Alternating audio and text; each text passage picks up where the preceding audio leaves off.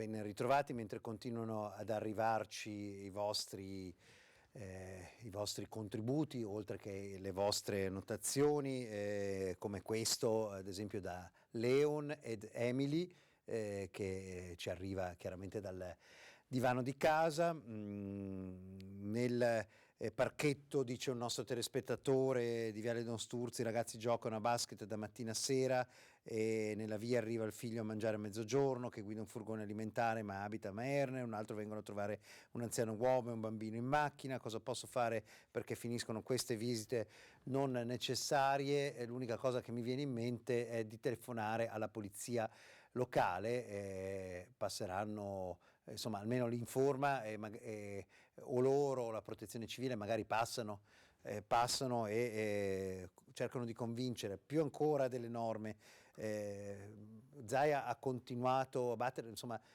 vuole che ci sia una ancora maggiore chiusura perché le cose, insomma, non sono, la situazione anche statistica non è ancora definita, non è che assolutamente si stia vedendo una discesa da qualche parte, con l'eccezione, come abbiamo visto, di Vo, che è 4 giorni che non ha un caso, però diciamo che stiamo parlando di una piccola realtà. Ancora i numeri ci dicono che siamo assolutamente in piena emergenza. Allora questo è un altro quello che stiamo per vedere, un'altra delle raccolte delle immagini video e fotografiche che ci state mandando.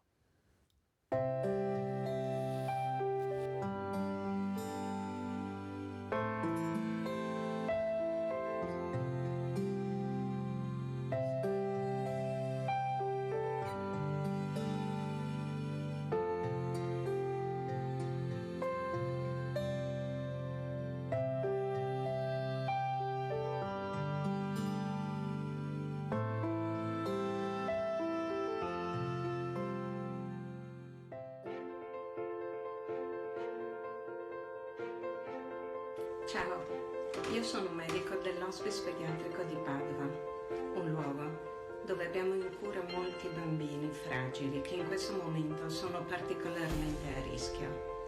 Io ti chiedo, resta a casa.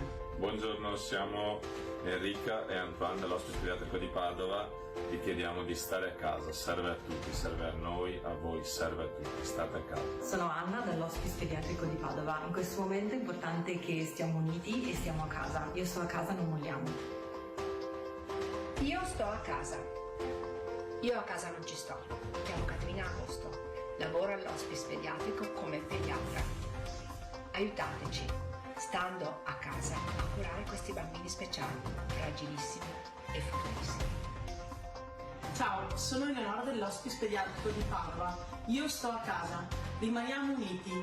Fallo per te e per gli altri. Non molliamo. Ciao, sono un'infermiera dell'Hospice Pediatrico di Padova.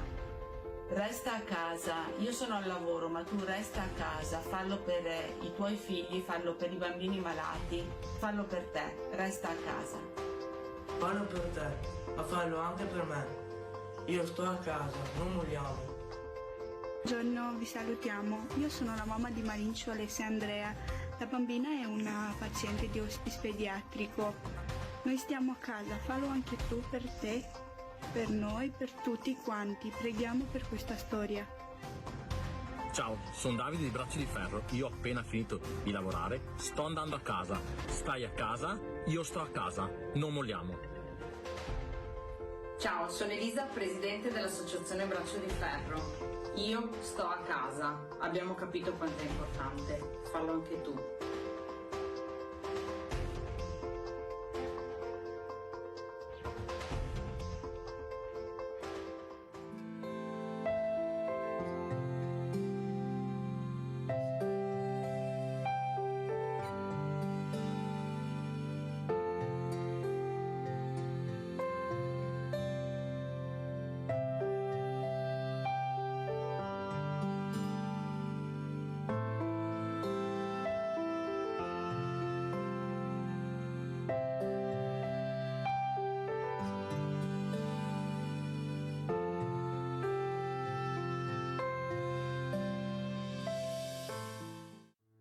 tutti, noi abbiamo fatto questo grande cuore per sostenere tutti i medici e gli infermieri che sono in prima linea per combattere questo virus. Il nostro grido di speranza, fratellanza e solidarietà è rivolto a tutta Italia, ma anche a tutto il mondo. Anche a 1 metro di distanza possiamo toccarci con un sorriso. Ciao! Allora. Andrà? Tutto?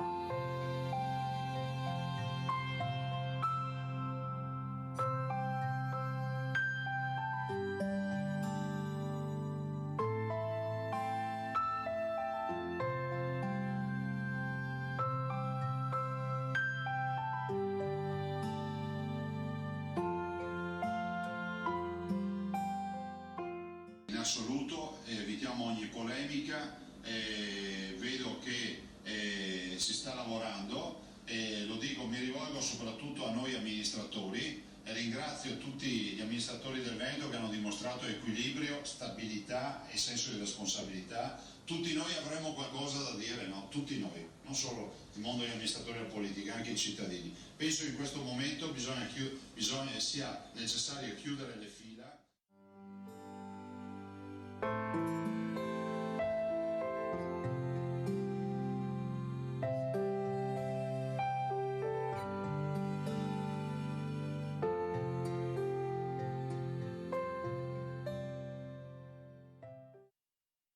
E sono tanti che ci arrivano, per noi sono molto importanti, sono innanzitutto perché ci fate compagnia, anche voi a noi, perché testimoniate la vostra serietà nel rimanere a casa, la vostra creatività e date un po' una speranza, tutti ci facciamo coraggio l'uno con l'altro, visto che non ci possiamo incontrare in strada per farlo, anche perché c'è chi, questa c'è stata mandata, il nostro personale al vostro fianco, questa è la ULSS 2, l'andrà tutto bene, anche perché insomma noi dobbiamo poi proteggere il più possibile loro che sono in prima linea, primissima linea e che curano chi si ammala, siccome ce ne saranno molti altri che si ammaleranno, siccome ci saranno molte altre persone in terapia intensiva e senza il personale medico, gli operatori sociosanitari, gli infermieri, i medici e tutti coloro che insomma fanno funzionare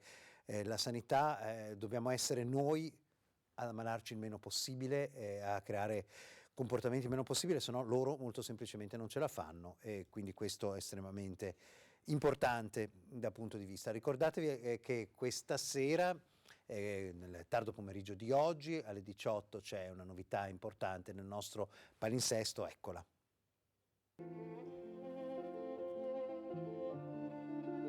Pace e bene, siamo di fronte alla tomba del Santo della Basilica di Sant'Antonio a Padova, in questo tempo anche difficile, in cui siamo un po' anche costretti in casa e davanti al televisore o comunque con un tempo a disposizione. Ecco, sono lieto di poter anche dire che potremo trasmettere in diretta dalla tomba del Santo la Santa Messa ogni sera alle ore 18.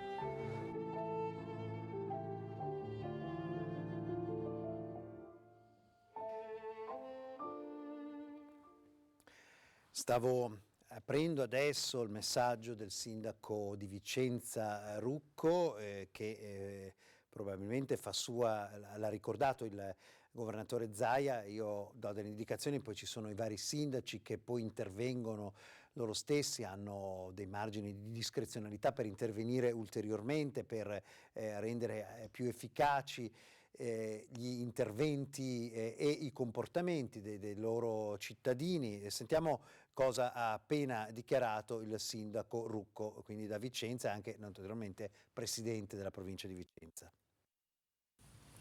Ho appena sottoscritto l'ordinanza con cui chiudiamo tutti i cimiteri della città, dal cimitero maggiore fino ai cimiteri periferici, per impedire l'accesso agli utenti, perché anche nella giornata di ieri si sono verificati molti flussi di persone che si recavano in cimitero, quindi sarà possibile per le aziende che gestiscono il cimitero lavorarci, e continuando quindi con l'apertura delle celle mortuarie, delle camere mortuarie, però l'accesso al pubblico sarà vietato almeno fino al 3 aprile, questa è la decisione dell'amministrazione comunale.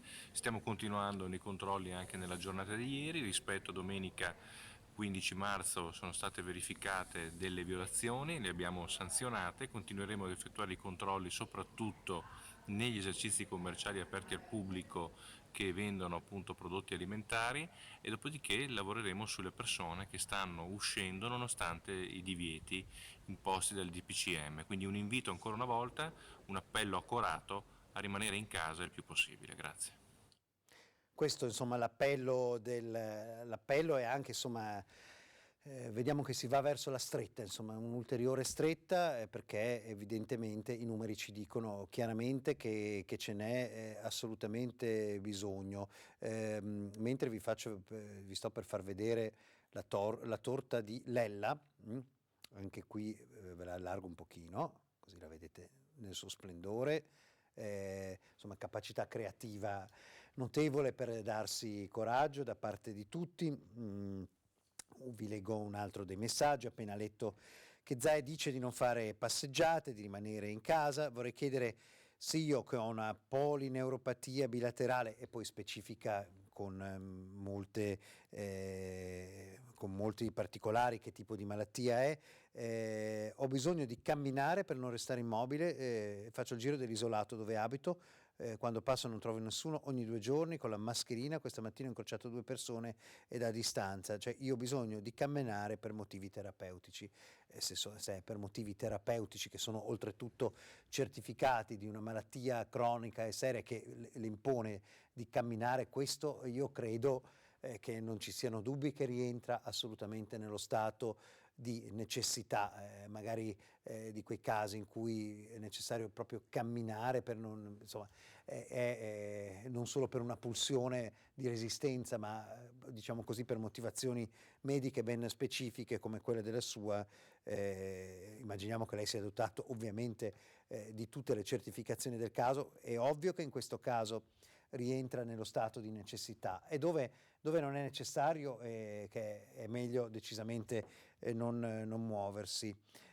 Allora, questo è un'altra domanda. Sono assistente amministrativa, personale ATA in una scuola di Verona. Voglio segnalare la discriminazione che si sta facendo all'interno della pubblica istituzione. Le scuole sono state le prime ad essere chiuse per emergenza, i docenti sono a casa del 21 febbraio, giustamente tutelati, ma perché noi assistenti amministrativi e tutto il personale ATA siamo obbligati a continuare a garantire un servizio che, vista l'emergenza che stiamo affrontando, non mi pare che sia un servizio necessario. Non abbiamo lo stesso diritto dei docenti di essere anche noi tutelati, perché se, come nel mio caso, soggetto a rischio è costretto ad esaurire tutte le proprie ferie per poter evitare il contagio, chiedo se è possibile sottoporre questa denuncia al Presidente Zaia e magari all'Ufficio Scolastico Regionale. Grazie per l'attenzione. Questi sono problemi di enorme importanza che tra l'altro bisogna, come dico sempre in questi casi, ma non per non dare risposte sbagliate, che è la peggiore risposta, bisogna attendere quelli che sono i provvedimenti del decreto che i ministri si apprestano a varare, immaginiamo oggi stesso, perché il Consiglio dei Ministri è in corso proprio adesso. Era tardato ulteriormente, doveva essere alle 10 del mattino, proprio perché c'erano questi generi di problemi che emergevano, cioè 1000 problemi reali posti dai vari ministeri, da quello delle finanze, da quello della salute, da quello del lavoro, attività produttive e così via, perché della ricerca, da cui dipendono gli insegnanti, insomma una storia letteralmente infinita di problemi e di giuste istanze che tutti pongono, con il problema di reperire risorse e anche mettere in moto la macchina burocratica perché queste risorse possono arrivare al punto, scrivere le norme che siano chiare, facilmente interpretabili, insomma un problema estremamente complesso questa macchina.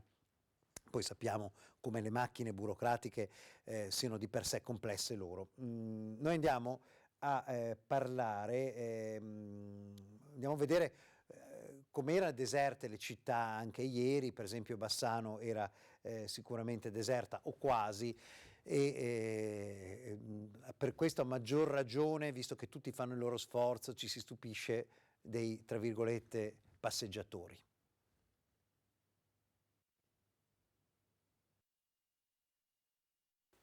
Qualcuno c'era con la scusa del cane o apertamente, ridendo, facendosi selfie, filmando il deserto nella città di Bassano in piena domenica di sole come fosse un trofeo da portare a casa e mostrare sui social. Qualcuno invece, vedendo le telecamere, ha cambiato traiettoria molto velocemente, tant'è che il divieto di uscire, se non strettamente necessario, è stato osservato dai più e la città oggi pomeriggio si presentava così. La bella Bassano, meta di turisti ma anche di bassanesi che amano godersi la propria città con un gelato in mano o uno spritz, sembra essersi fermata, anche se in realtà l'impressione è quella di una città che invece mai, come in questi giorni, è stata generosa nel regalare suoni diversi e tutta la sua bellezza che la rende davvero maestosa e che non cambia di una virgola rispetto a quanto sta accadendo. L'augurio è che proprio la bellezza immortale di Bassano possa darci speranza in attesa di un nuovo abbraccio che sia davvero segno di rinascita. Moltissimi, sono tantissimi i messaggi che ci arrivano. Caro Zaia, perché non mettere agli arresti domiciliari con braccialetto elettronico tutte quelle persone che si raggruppano nei parchi per strada e quelle che non mantengono le distanze di sicurezza nei supermercati, banche, uffici postali? Forse così facendo capiranno la gravità del problema. Probabilmente l'unica è continuare a spiegarlo fino a che tutti non lo capiscono. Crediamo che mano a mano sempre più gente prende coscienza del problema, perché se dovessimo pensare al braccialetto e agli arresti domiciliari non la finiremmo veramente più. Ho portato pazienza fino ad oggi, dice un altro telespettatore, ci scrive, ma visto che in giro continuo a vedere i soliti fenomeni, ora ho una domanda per loro e spero che qualcuno mi risponda in diretta. Lo leggo assieme a voi, quindi non so se vorrei chiedere a quelle persone così ignoranti da non capire che uscendo, fare la loro corsetta quotidiana mettono a repentaglio la sicurezza della nazione. Cosa mai potrebbe succedergli se per un periodo facessero a meno di rompere le palle in giro con i loro pantaloncini attillati, dice in maniera diretta, e le loro cuffiette alle orecchie? Vergognatevi, state a casa. Beh, più che rispondere posso dire state a casa, anch'io rispondere in diretta, rispondo state a casa, saltate su e giù per le scale di casa, non muovetevi, insomma non andate in giro, fate corsa da fermi. Poi ci sono, diciamo, notizie di natura fake che lascerei a perdere. Ancora, perché non prendono le persone che sono in strada a passeggio e le portano in un ospedale dove sono le persone intubate, così vedono quanto soffrono? Chiaramente è un paradosso quello che dice il nostro telespettatore. Diciamo che c'è abbastanza a cui pensare piuttosto che far fare un giro, diciamo così, di natura didascalica alle persone. Credo che lo capiscono tutti, l'hanno spiegato in tutti i modi cosa vuol dire essere intubati o addirittura non avere neanche la possibilità di essere intubati perché non c'è posto. In molti casi significa non farcela a sopravvivere. Sopravvivere, stiamo parlando di vita, quindi questi sono dati non da poco. Ritorniamo a parlare della questione Avis, della questione sangue, della questione donazioni. Sì, serve sangue, ne serve sempre, in questo momento magari anche di più, perché magari la paura del coronavirus ci fa un po' rallentare queste donazioni, perciò dobbiamo comunque promuoverlo, anche perché dobbiamo assolutamente dirlo che non si trasmette assolutamente con il sangue il coronavirus. Dunque lei vuole fare un appello per continuare a donare? Sì, continuare a donare adesso e dare una continuità anche nel futuro, nel senso che di sangue ce n'è bisogno ogni giorno, di conseguenza lo dobbiamo, il momento così fa diventare i donatori ancora più bravi, però dobbiamo dare una continuità, pertanto dobbiamo anche un po' contingentare queste donazioni in modo tale da non rimanere senza fra un mese e mezzo, perciò dobbiamo continuare a donare. Stiamo suggerendo appunto ai tanti donatori di chiamare la segreteria provinciale dell'Avis di Treviso, ovviamente per i donatori di Treviso, in modo tale di prendere anche le prenotazioni e avere anche le indicazioni come diventare donatori o come fare la donazione in questo momento. Come fa una persona ad essere sicura di poter donare? Allora, innanzitutto i donatori da sempre per andare a donare devono essere in ottima salute. In ottima salute uno si sente, non deve avere la febbre, non deve avere il raffreddore, non deve avere malattie, non deve aver preso farmaci, ma questo i donatori lo sanno già e vale tutto quanto valeva prima, vale anche adesso, devono essere in ottima salute. In questo momento in particolare è necessario fare la misurazione della febbre in modo tale di poter donare. Se si ha più di 37,5 è meglio rimanere a casa. Ai donatori tutti, anche tutti i cittadini, dico che per muoversi nel territorio è necessario avere l'autocertificazione, assolutamente. L'autocertificazione la potete trovare anche sul sito e anche su Facebook di Avis Provinciale, dove c'è appunto scritto articolo 5 della legge 219 del 2005, scusate, dove si dice che la donazione di sangue è il livello essenziale di assistenza. Mi fa un appello breve a tutti i telespettatori. Donatori, non abbiate paura, andate a donare. Ci permettete anche una cosa da sorridere, questo signore sta a casa nel suo giardino e porta a spasso il pennuto, insomma ognuno porta a spasso gli animali che ha in casa e qui vediamo. Allora, prima di vorrei leggervi alcuni. Abito in un paese vicino a Caorle, chiedo se è possibile fare un giro in bicicletta in campagna da sola senza vedere nessuno, a massimo incontro dei cigni. Tecnicamente per il momento la legge glielo consente ancora, il buonsenso no, probabilmente ci sarà in futuro anche la legge che non glielo consente, ma soprattutto c'è poi un punto grigio: è uno stato di necessità? No, non è uno stato di necessità, piacerebbe a tutti, ha ragione, ma poi dopo se incontra qualcuno, incontra due persone e per caso venite in contatto, siamo letteralmente punto a capo. Volevo sapere se nella sanità veneta, chiede un altro telespettatore, quando il malato di coronavirus è grave possono essere sedati così morire come succede all'ospedale di Bergamo, spero mi rispondiate. Io è un argomento talmente delicato, talmente medico che non mi sento onestamente di dare una risposta sensata io. Questa è una domanda che dobbiamo assolutamente fare a un medico, non perché non voglio rispondere, si rende conto della durezza della domanda e della delicatezza della risposta che può dare solo una persona che sa esattamente quello che accade in quei casi. Io non sono quella persona. Allora, vorrei sapere se mi posso spostare da un comune all'altro per fare la spesa, se il luogo di diciamo approvvigionamento alimentare più vicino a lei è per forza in un altro comune, magari lei abita a 3 chilometri da un posto fuori comune e il suo comune invece c'ha il posto a 6 chilometri dove deve andare, la ratio dice che sicuramente la via più breve da percorrere è quella giusta, ma è quello che le direbbero anche le forze dell'ordine quando la fermano e lei dirà lo stato di necessità è che devo andare a fare la spesa. Allora, siccome abbiamo parlato molto degli ospedali, Lucio Zanato è stato, vedremo adesso, diciamo così, un lungo reportage in diretta, una diretta differita che vi mandiamo proprio di com'è la linea dell'ospedale, di quello che si sta preparando, di cosa si deve fare e poi naturalmente proseguiamo con la nostra lunga diretta. Com'è? Intanto vi dico che devo tenere la mascherina perché qui hanno fatto un lavoro in questi giorni di sanificazione, quindi noi per rispetto del lavoro ma soprattutto delle persone che poi entreranno in questo ospedale lavoreremo con la mascherina in volto, ci perdonerete ma è così. Sono sempre con Bruno Crosato che è il responsabile di questo ospedale nel senso della sanificazione, giusto? A lei le hanno dato l'incarico di mettere a posto questo ospedale? No, Non di metterlo al posto, di farlo agire, di portare dentro delle persone. Ecco, intanto vediamo, Nicoletta, se puoi girare dall'altra parte, facciamo vedere le persone che stanno lavorando. Queste sono le operazioni che voi state facendo dopo aver pulito tutto. Sì, abbiamo trovato su in terrazza andiamo a vedere. I letti che ci servono, li portiamo giù e li sanifichiamo giù dopo. Ecco, perché questo è tutto materiale che voi state recuperando.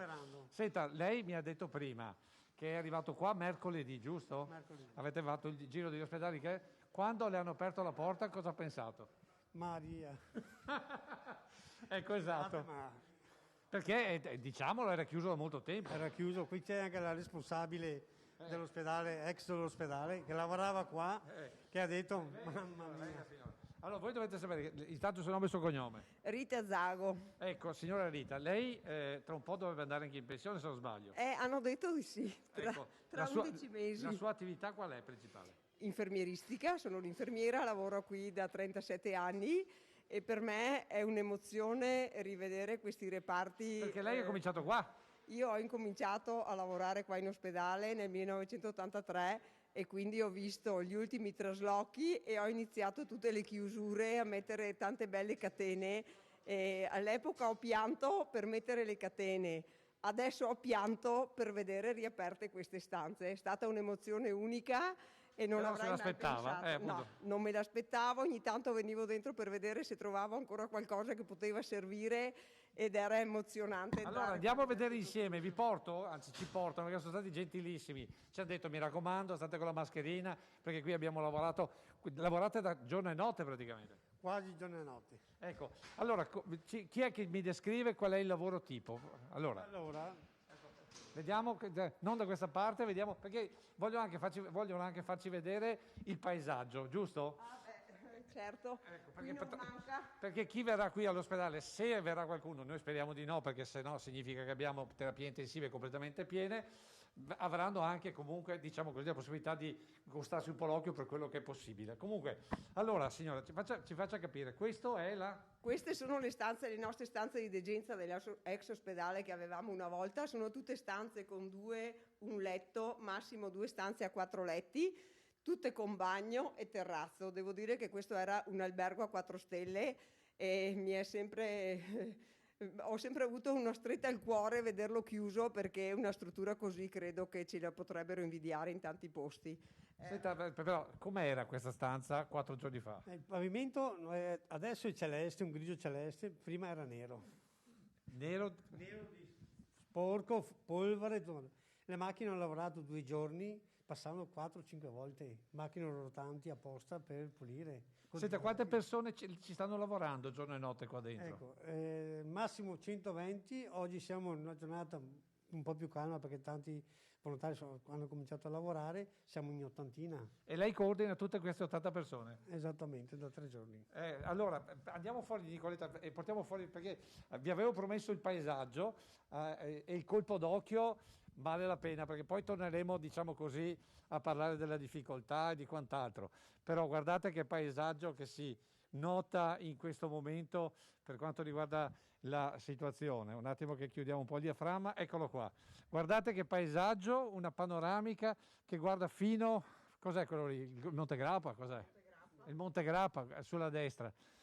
Ecco, queste sono le nostre bellezze e queste immagini devono servire a rincuorare chi in questo momento sta faticando. Senta, però è stato quasi un privilegio venire a lavorare su questo ospedale per certi versi. Ma come volontari è la prima volta che veniamo dentro su un ospedale a fare pulizie, perché noi siamo abituati a lavorare su altri ambienti, situazioni difficili come terremoti, alluvioni e roba del genere.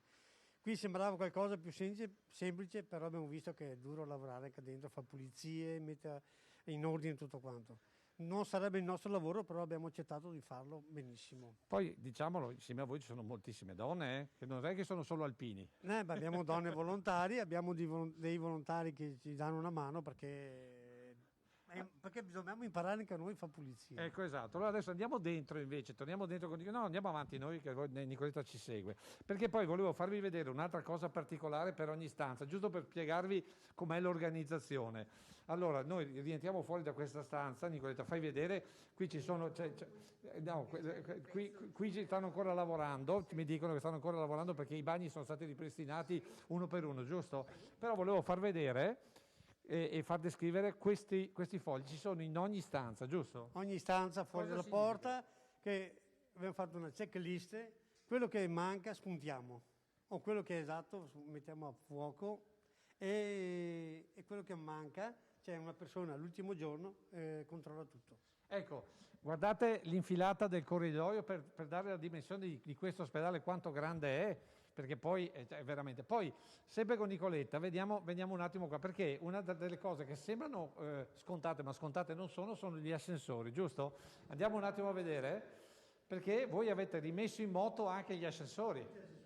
Perché poi uno dice, ma sì, un ospedale... Questo qui è fermo da 20 anni. Da 20 anni? Dal 2012. Dal 2012? Sì, ma prima, questa parte qua prima, una parte... Insomma, praticamente, voglio dire, avete capito quanto lavoro c'è. Però andiamo avanti a farvi vedere un po' di altre cose. Ad esempio, un'altra cosa che verrà fatta nei prossimi giorni, immagino, mi diceva il coordinatore, riguarda ad esempio l'impianto di distribuzione dell'ossigeno, perché come vedete l'ospedale è datato.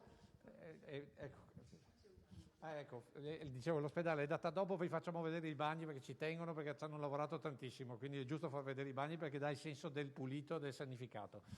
Questi però verranno modificati ovviamente. Vengono modificati, solo gli attacchi vengono modificati perché serve in caso di emergenza ossigeno o area di distribuzione dell'aria compresse. Quindi sono già venuti a vedere per intervenire assolutamente. Mattina sono qua alle 8, dobbiamo avere persone di supporto e far sporcare il meno possibile perché abbiamo già pulito. Ecco, allora adesso andiamo con la signora, perché facciamogli vedere questi bagni perché ci tengono. Guardate, erano fermi da 20 anni. Questo piano da 20 anni, questo piano è stato chiuso nel 2000 e quindi 30 dicembre 2000 questo l'abbiamo chiuso ed è ripartito l'altro giorno come fosse stato chiuso ieri mattina. Ecco, però quindi... è ripartito perché ci avete lavorato come dei matti. Certo. Senta signora, adesso venga come un attimo, intanto scendiamo con Nicoletta perché questo è il quarto piano, vero? Sì. Allora, possiamo disturbare qualcuno dei volontari qui che stanno pulendo? Dai, ci dia l'autorizzazione a intervistare qualcuno. Nicoletta c'è. Però, attenzione, Pronto? Buongiorno. Da dove viene? Vedelago. Perché è venuto qua? Per dare una mano, come sempre, comunque. Protezione civile è anche questo, soprattutto questo. Grazie. Lei, anche lei da Vedelago? Sì, da Vedelago. E quando è che si è offerto? Questi ci hanno chiamato e siamo resi disponibili. Ieri ero impegnato, oggi e domani sono libero. E vengo qui a dargli una mano volentieri. Grazie, buon lavoro. Senta, mi dica la verità, prima me l'ha detto, è vero che ha dovuto tenere anche a casa la gente? Sì, è vero. Ecco, questa è la parte forse più bella. Pensate che c'è la fila per essere volontari qui a riaprire l'ospedale. Questo sono i veneti, io direi. No, è vero, perché di solito per fare questo lavoro pensavo un'ottantina di persone, eravamo 120, però io avevo lasciato a casa altre 30 persone, perché erano troppe persone, non riesci a controllarle tutte quante. Ecco, allora adesso... Hanno fatto lo stesso miracoli, però adesso turnazione vengono tutti. Allora adesso andiamo avanti, intanto lasciamo lavorare i due volontari. Cosa mi raccontate di questo ospedale? Allora, intanto quanti posti verranno fuori? 170 posti letto. E quindi noi abbiamo cercato di riempire le stanze di degenza che avevamo una volta, lasciando fuori delle stanze, quelle un po' o per il personale o per altre emergenze dove avevamo i blocchi operatori e quant'altro, che però nell'emergenza riusciremo a mettere altri posti letto anche lì. Si può arrivare fino a 200 posti letto. Scendiamo allora, andiamo giù di un piano perché questo è il quarto piano. Quindi diciamo che ci sono giusto che ci sono 3 piani che verranno riabilitati, perché uno era proprio impossibile, sì, giusto? Sono 4 piani, in tutto vengono riabilitati con il sotterraneo, che sarà il pronto soccorso. Era un pronto soccorso una volta. Noi lo mettiamo in ordine per fare il pronto soccorso, l'arrivo ambulanza e il triage. Ecco, ricordiamo però che qui non verranno ovviamente i pazienti colpiti dal coronavirus, ma scendiamo dove? Questo piano per trovare dell'altra gente, comandante? Il comandante magari. Comandante, perché qui ho visto che c'è molta attività. Sì, qua stiamo portando dentro i letti, in fondo stanno portando dentro i letti. Sì, ragazzi, stanno arrivando su col montacarichi. Sì. Avete attivato anche di nuovo il montacarichi. Esattamente. Volevo far vedere, con Nicoletta magari dopo quando rientra, perché ci sono ancora i simboli dell'Ulsotto Veneto, giusto per dire quanto è cambiata la nostra sanità. Se vuoi far vedere il centro prelievi dell'Avis allora, che è rimasto, però questo dà la sensazione che qui il tempo a un certo punto si è fermato e voi l'avete rimesso in moto ed è ripartito esattamente. Questa sede Avis è stata chiusa nel 2012 quando sono stati riaperti i poliambulatori di là, il padiglione vigilanza che è stato ristrutturato con la nuova riconversione ospedaliera, però è sempre rimasto qualcosa di storico che è sempre bello trovare di tanto in tanto qualche punto storico. Andiamo a trovare qualcun altro dei volontari, perché è giusto dare valore a questi volontari. Vediamo chi seleziona i comandanti, perché sono quelli che... Guarda, per me i volontari sono tutti uguali. L'importante è che stanno agli ordini, diciamo tra virgolette, e facciano il proprio dovere. Perché sono tutti alpini e quindi... Buongiorno, lei da dove viene? Da Mosnigo, Moriago. Da Moriago. Sì. Ma perché è venuto qua invece di starsene a casa tranquillo? Perché da diversi anni faccio parte della protezione civile, quindi quando c'è bisogno... Lei è qua da oggi, da ieri? Da sabato. Da sabato. Sì. Quando è entrato cosa ha provato? C'era tutto da pulire, da portare via, però eravamo in tanti, hanno lavorato tutti veramente eccezionali e quindi in poco tempo abbiamo liberato tutto e anche pulito tutto. Sapere che lo si fa per la nostra gente è chiaro, è chiaro. Direi che è quasi inappagabile. Esatto, anche perché ricevi sempre dei messaggi di congratulazioni dagli amici, dal sindaco. E quindi questo fa piacere. Questi sono i nostri volontari, questa è la nostra gente. Io ho insistito per questo collegamento proprio per questo, perché se venite qui e toccate con mano capite quanto cuore ci sia per fare queste cose. Qual è il momento più difficile in questi giorni che ha affrontato? Quando si è vista tutta la montagna di roba? Perché voi non lo sapete, ma ogni letto quanto pesa? Un paio di quintali mi pare? Sì, poi ma nelle ruote piano piano ci abbiamo portato su con gli ascensori. C'era chi li portava qua, chi li portava su, chi li metteva nelle stanze e quindi insomma però è stato un lavoro di equipe e tutto è andato velocemente. Insomma. Bene, allora continuiamo ad andare a vedere questi. Grazie e buon lavoro. Giusto per spiegarvi un attimo come sono le situazioni. Adesso andiamo a vedere ancora una volta. Senta, mi dica la verità, lei ha anche contatti con la Lombardia, mi raccontava prima. Ma ho dei parenti, sì, medici in Lombardia e quindi loro hanno una situazione molto peggiore della nostra qua. Comunque diciamo che in questo momento dobbiamo essere pronti a entrare tutti come in Lombardia, è quello che noi stiamo facendo preparando anche questo ospedale. È meglio prevenire e poi magari non utilizzarlo? È meglio prevenire e poi non utilizzarlo e dire abbiamo fatto una bella pulizia, è stato un lavoro eccellente, eccezionale tutti i volontari che hanno lavorato qua, perché mai avrei pensato in così poco tempo riveder fiorire questo ospedale. E l'eccellenza sono stati tutti i volontari che hanno lavorato in questi giorni qua. Abbiamo parlato prima con il responsabile della regione per questa parte di riattivazione. Qui ricordiamo che verranno dei pazienti, ad esempio di ortopedia. Chi è che verrà, giusto per spiegarlo ai nostri telespettatori? Ma diciamo che adesso noi ancora non abbiamo direttive dal livello sanitario per sapere chi viene e chi non viene. Credo che nemmeno loro ancora sappiano di preciso, perché mi sembra che a volte dal mattino alla sera si possa cambiare nel capire cosa ci potrà essere. Si spera che qui, da quello che dicono, qui dovrebbero venire i non acuti e dopo ci adatteremo a tutto chi può arrivare qua, perché indubbiamente pronti a tutto in questo momento. Siamo pronti a tutti. E allora io invece, proprio perché è un'infermiera, vorrei che lei lanciasse un appello alle persone, perché noi ieri abbiamo fatto diversi servizi, abbiamo dimostrato di stare a casa, perché stare a casa è molto importante. In Lombardia continuano a ripeterlo, vero? Certamente, purtroppo stare a casa sarebbe la medicina migliore e indubbiamente capisco che magari chi si trova in certi condomini, in certi posti, in 40 metri quadri di casa non vedono l'ora di uscire. Purtroppo la terapia migliore è quella di stare a casa. Io spero che tutti capiscano questo periodo e bisogna stare solo a casa. Ringraziamo di cuore tutti quelli che stanno a casa, perché purtroppo se la cosa va avanti come sta andando avanti non sarà critica solo per noi infermieri che stiamo lavorando, ma può essere critica per la popolazione, per gli infermieri, per i medici, per tutti, e quindi stiamo a casa. Sì, e va ricordato che non è che prenda solo gli anziani. No, prende gli anziani, prende i meno giovani, prende i giovani, prendono tutti, nessuno è scontato che possa contrarre questo virus, e quindi stiamo a casa tutti. Ecco, intanto avete sentito in sottofondo perché il capo sta continuando a dare notizie, informazioni, a dislocare personale, perché poi c'è tutta la logistica. Ad esempio, voi dove andate a mangiare? Fortunatamente, come sempre, i volontari degli alpini di Valdobbiadene preparano il pasto tra Protezione Civile e alpini nella sede dell'ANA di Valdobbiadene. Hanno allestito la cucina e i tavoli e si va a mangiare lì. Fortunatamente è a 500 metri da qua e quindi si va a mangiare là. Sono stati eccellenti perché preparano degli ottimi pranzi e bravi tutti. Io dico sempre che senza il volontariato l'Italia non starebbe in piedi.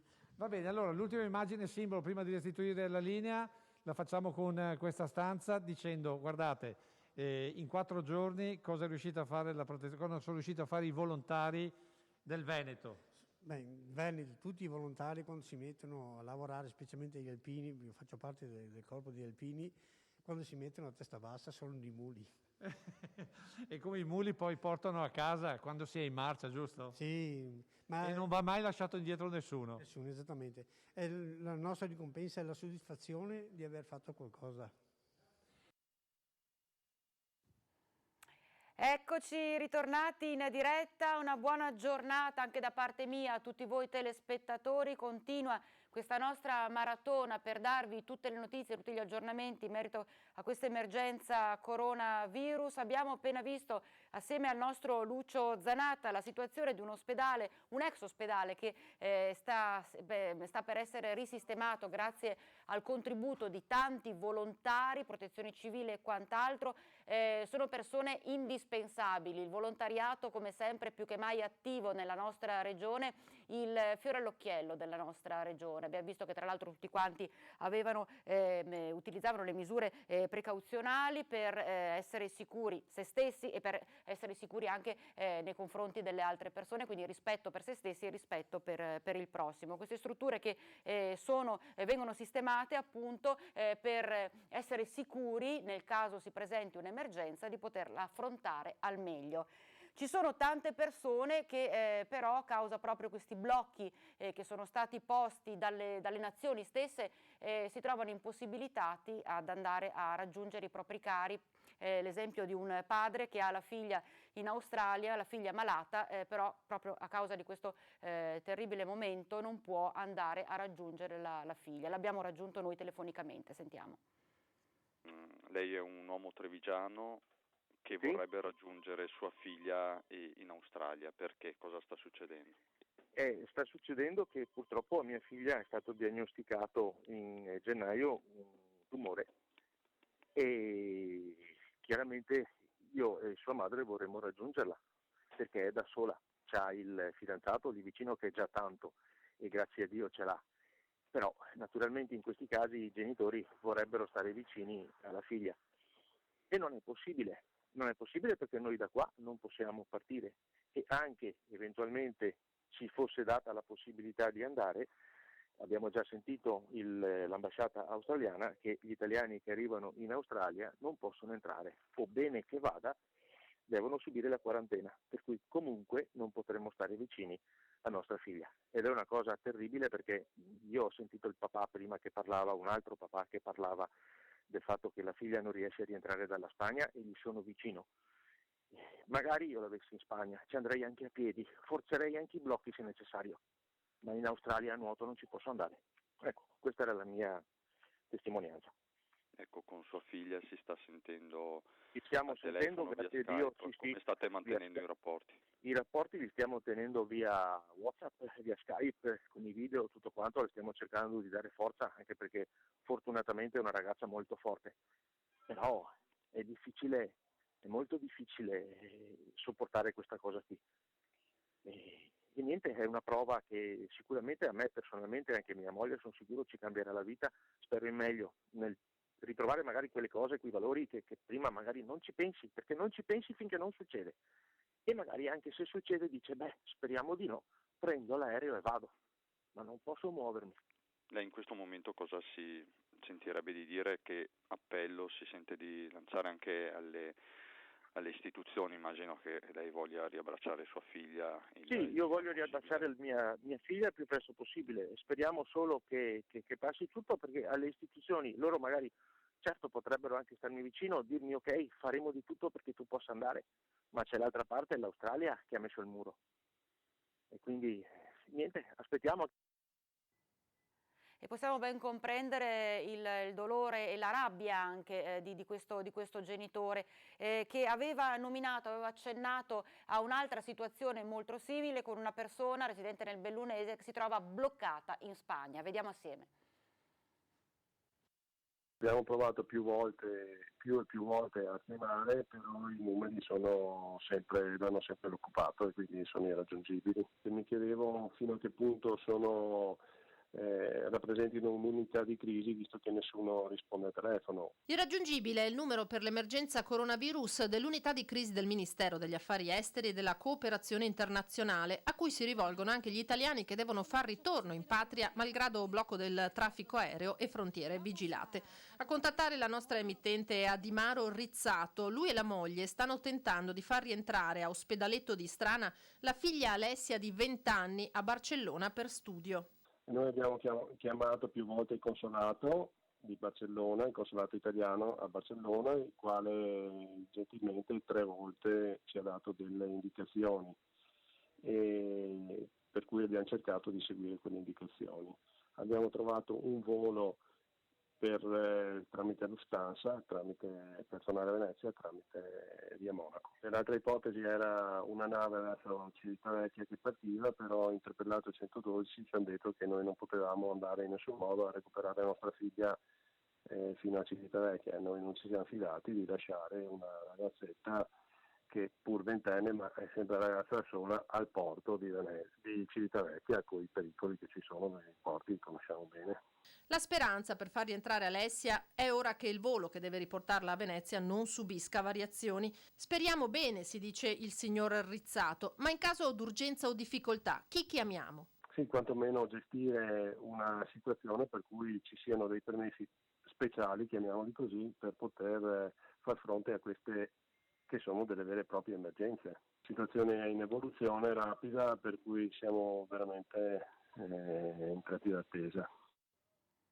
Infatti è tutto in evoluzione, tutto quanto che si sta scoprendo assieme giorno per giorno, momento per momento, non c'è un punto fisso, non si può dire tra una settimana finirà tutto, cambierà tutto, assolutamente no. Abbiamo sentito anche lo stesso presidente Zaia in conferenza stampa proprio nel primo pomeriggio di oggi, che ha dichiarato come tutto sia in evolversi, quindi c'è da capire adesso momento per momento come muoversi. L'importante, lo ha ribadito ancora una volta, è essere pronti ad affrontare questa emergenza e si stanno preparando al proposito tutte le strutture sanitarie perché si possa affrontare questo momento difficile nella maniera migliore. Continuano ad arrivare tantissimi messaggi al nostro numero WhatsApp 340 3218 379. Ricordo ancora una volta, mandate messaggi, mandate foto, video, non fate chiamate perché non rispondiamo alle telefonate. Di conseguenza noi cerchiamo poi tra l'altro di mettere in onda, trasmettere tutti i vostri messaggi, cercheremo anche di leggerli in diretta, speriamo di riuscire a leggerli tutti anche se sono davvero tanti, però non chiamate, non fate telefonate perché noi non risponderemo.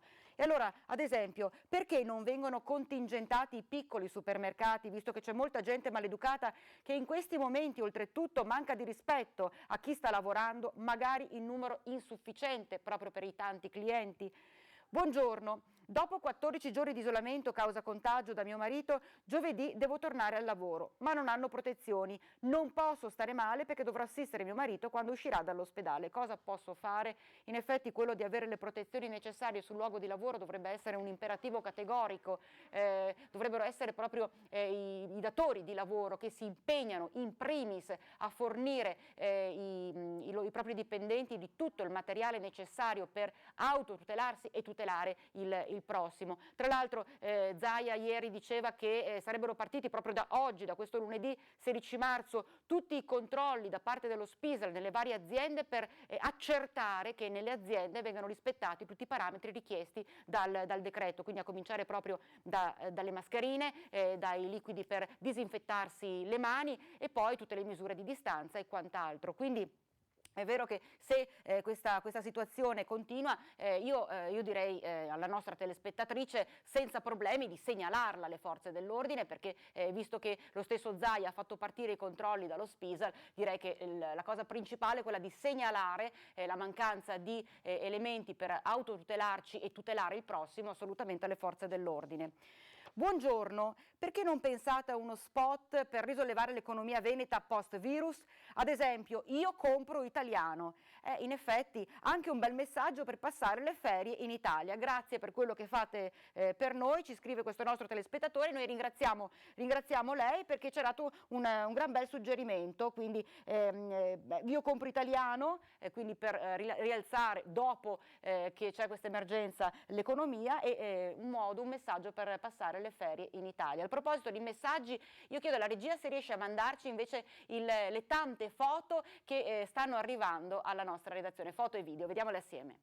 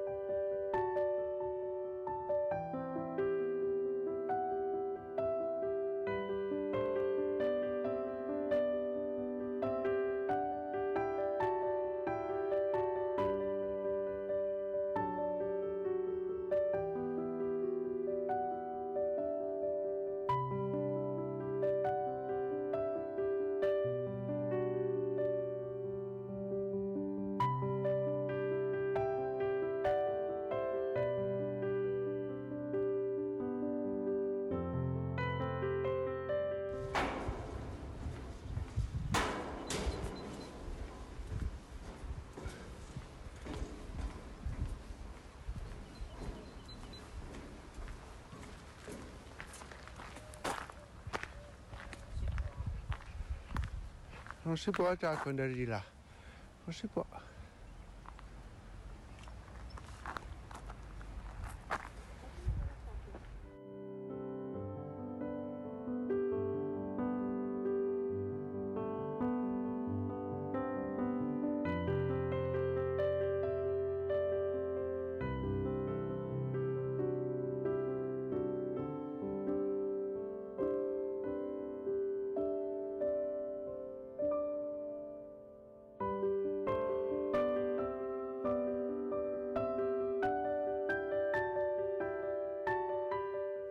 Sono Anna. Sono Samuele. Sono Tommaso. Io resto A casa!